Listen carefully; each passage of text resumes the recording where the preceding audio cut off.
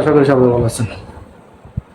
জুলাই যুদ্ধদের জন্য আরেকটা যুদ্ধ অপেক্ষা করতেছে, আপনারা প্রস্তুত থাকবেন।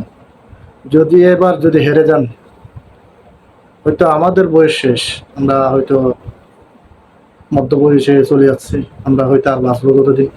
যদি আপনারা যারা যুদ্ধ করছেন, যারা রক্ত দিয়েছেন, যারা আজকে পঙ্গু হয়ে বাসায় বসে আছেন, তাদেরকে আবার একটা জুলাইয়ের জন্য নামতে হবে। কারণ এবার যদি যে জুলাই যদি বিফলে যায়, বাংলাদেশ আর ঘুরে দাঁড়াইতে পারবে না। যদি আপনারা যদি এবার যদি হাল ছেড়ে দেন,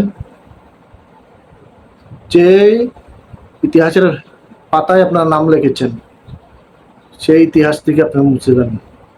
কারণ জুলাই রক্ত দিয়ে লাভটা হলো কি? 1400 মানুষের উপরে মৃত্যুবরণ করার পরে যে জুলাই কোনো কাজে আসেনি, সেই জুলাইয়ের কোনো মূল্য নেই। জুলাই যদি মূল্য থাকতো, যদি জুলাই সনদ বাস্তবায়ন হতো, তাহলে আপনারা সফল। আপনারা যেভাবে দরকার, যেভাবে মাঠে নামা দরকার, সেভাবে নেমে আপনারা দেশের জাতিকে মুক্ত করে দিয়ে যাবেন, আমি আশা করি। জুলাই, আরেকটা জুলাই চাই। জুলাই যদি এবার যদি বিফলে যায়, আরেকটা জুলাই সামনে আসতেছে, আর মাঝখানে একটা মাস আছে। এই জুলাই যদি উদ্ধার করতে না পারেন, তাহলে আপনারা ভবিষ্যতে বিয়ে শাদী করবেন। বিয়ে করার পরে আপনাদের সন্তানদেরকে কি জবাব দিবেন?